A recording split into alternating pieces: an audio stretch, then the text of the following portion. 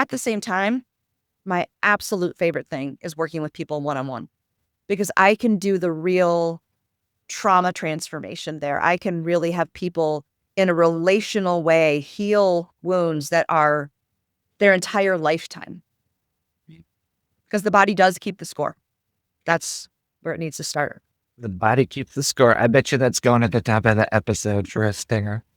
Hello, and welcome to the Glow Up Fabulous Conversations Today I'm talking with Megan Moseley. She's a somatic therapist and embodiment coach at BodyWise. Megan, it's so great to talk with you today. Thanks for joining me. Thank you. It's great to talk with you, Nathan. Can you tell us a little bit about who you are and what you do as a somatic therapist and embodiment coach at BodyWise? Yes. So my background is 36 years as a physical therapist. So started off kind of specializing really in alignment in a physical way. So bottom of the foot to the top of the head, and the idea of really being with people and helping people in a holistic way. But the past 20 years, I've studied somatic psychology, interpersonal neurobiology, nervous system resiliency, trauma release exercise, and embodiment coaching. And so I've zhuzhed all of those things together to create what I call the art and science of being me.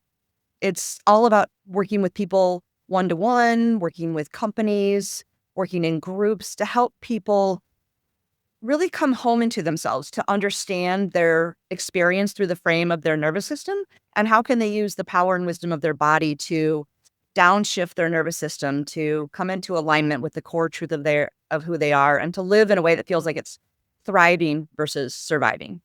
These interconnected systems.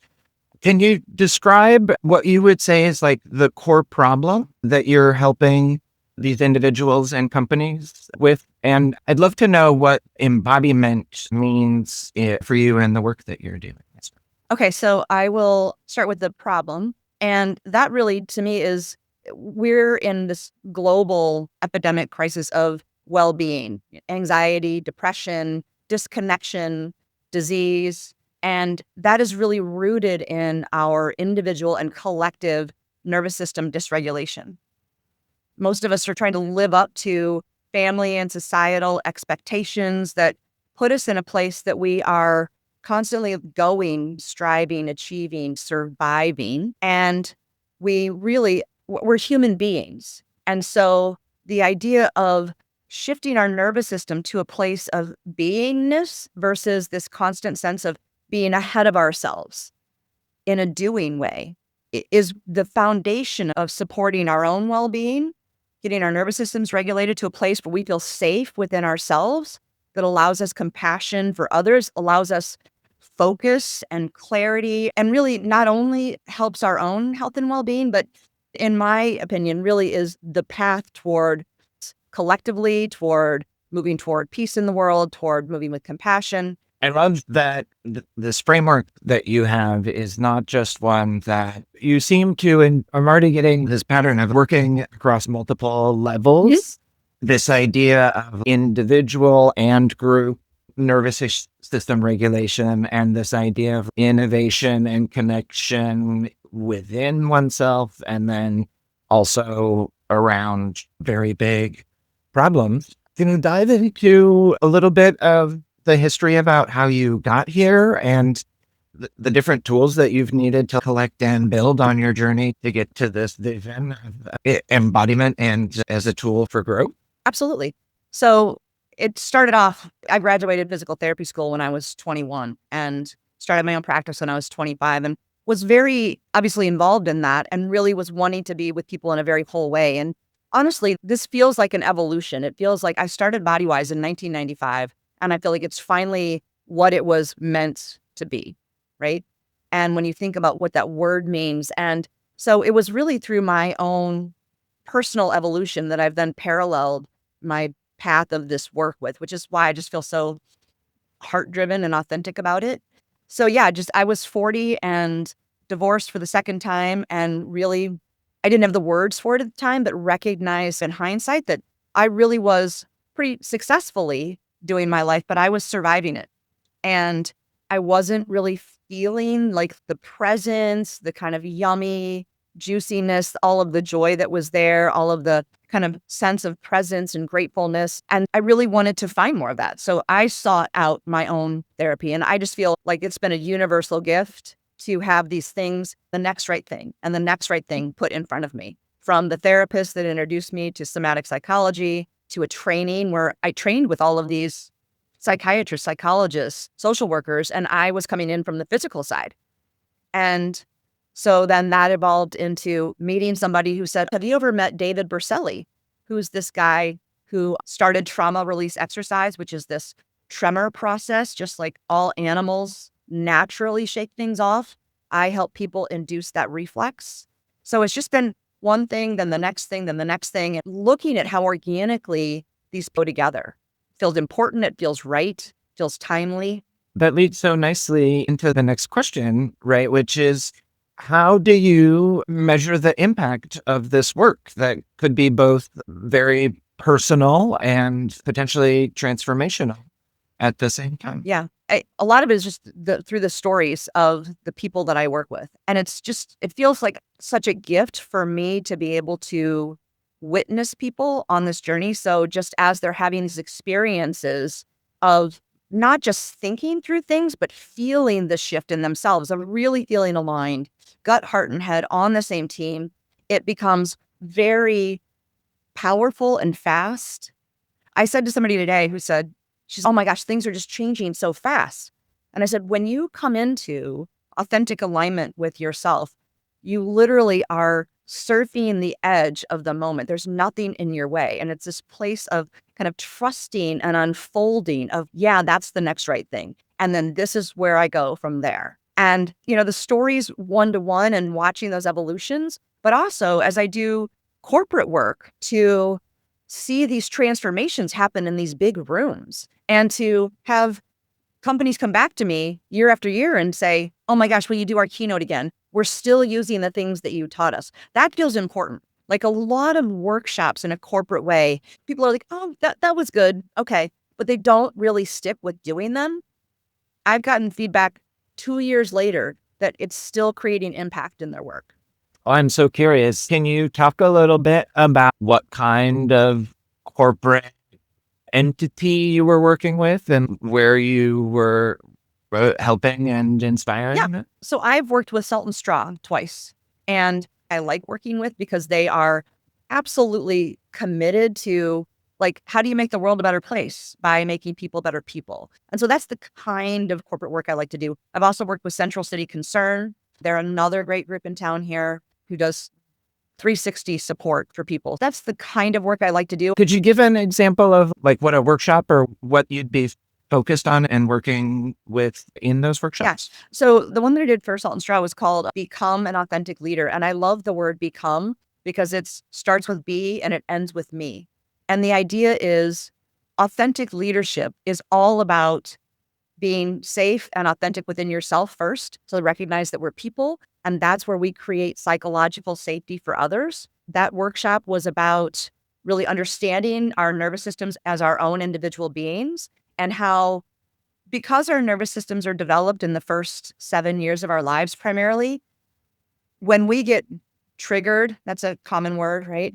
When we get triggered at work, we have to really look at who is acting in that moment. I give people a framework of understanding that's my 6-year-old self who's reacting versus responding to this. I'm working on giving people the tools they need to literally be in themselves, to feel connected to themselves, and then have this sense of creating a space where there can be collective creativity, a sense of people really wanting to show up and contribute, and they feel valuable and they feel seen. And that's the kind of leadership that we need in the world. Yeah, that idea of psychological safety isn't just a theory in the Harvard Business Review article anymore, right? Like it's something that people measure future employers and companies by. Yeah. And younger generation, the Z's and alphas are absolutely prioritizing the sorts of values above many others. Right? Yeah, that's what's sustainable for us. If you're just going to top down manage and drive people into the ground, it is not sustainable. And especially now after COVID, people are a lot less tolerable of what they'll put up with at work. And those dynamics are becoming quite dicey. Can you talk about a time where your work with your clients or the work that you were doing helped to change or think about the problems that you're working on in a new way? Oh gosh. Yeah. I'm going to answer this two ways. One is nobody's the same. And so the idea of really so much of this work is just being myself and trusting in that and not doing things, but showing, holding solid space, co-creating with people. That's true on an individual basis in the group classes that I teach, in the retreats that I have, and in the corporate work, all the way across the board.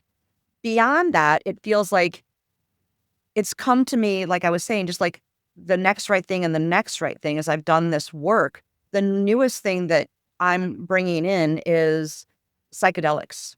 Right now, I'm in the psychedelic facilitator training at Intertrek, and how the science around the work that I am currently doing, nervous system regulation, especially around what I mentioned, the trauma release exercise, that's that tremor process.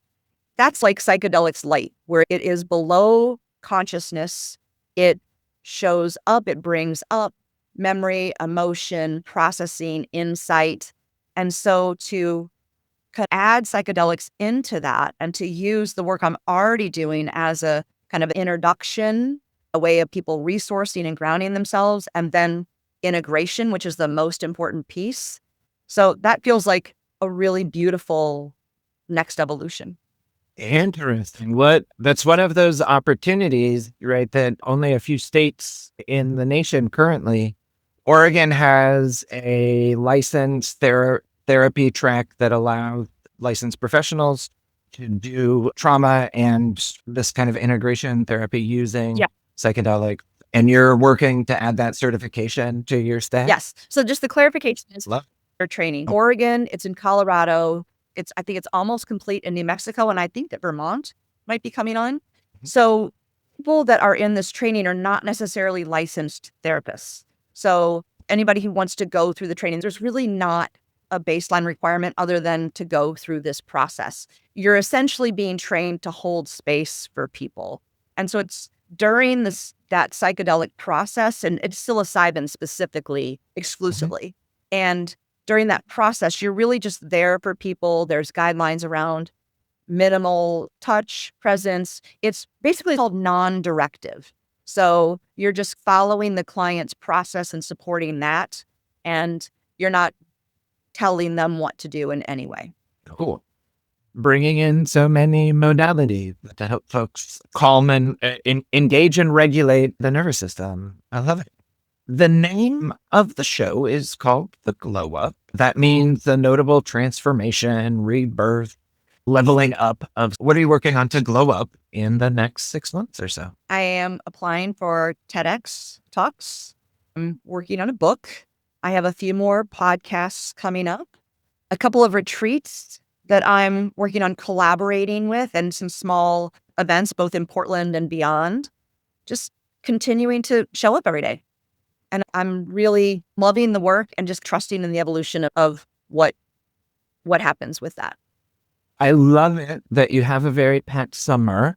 I want to push a little bit on this question, though, because the purpose of asking about a glow up is that having goals and having audacious milestones that we're striving to reach is a thing that often can catapult somebody with a big idea to that next level.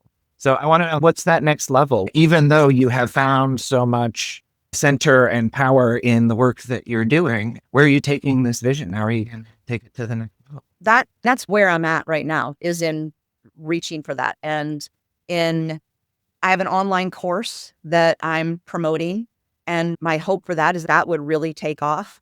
And that may be just right now in a place of building awareness and building following. And so my goals around that would be to bump my followers to 100,000, to sell 100 courses, to be on a TEDx stage within the year, to finish my book, to have that published. So is that more specific what yeah.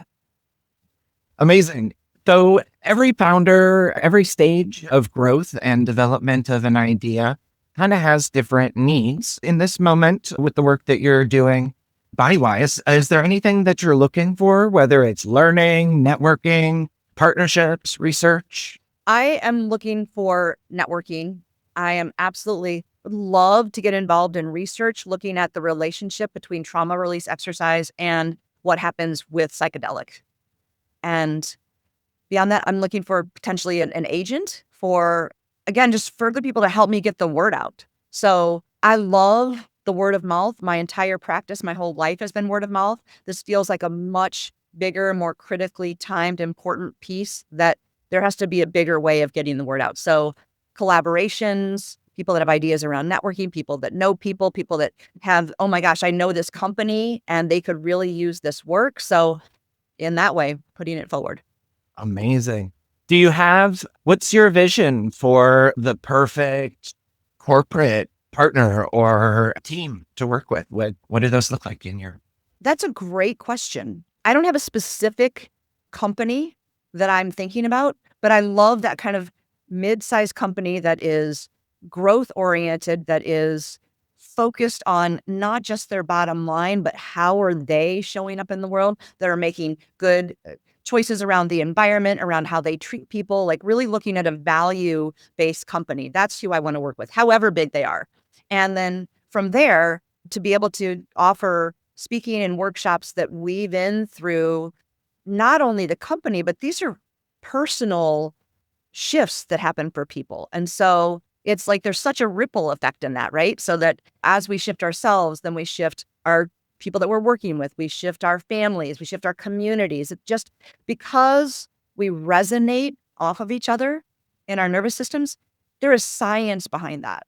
And so really looking at how do we create impactful change from a place that is rooted in what is true and good and right in a way of holding what I call universal imperatives: safety, love, connection, truth, integrity, wholeness, rightness, being, belonging, etc. Those kind of things that you're nodding your head. You cannot say no to those things. The idea of having this land in people in a way that is much bigger and bringing this into a corporate world feels really important.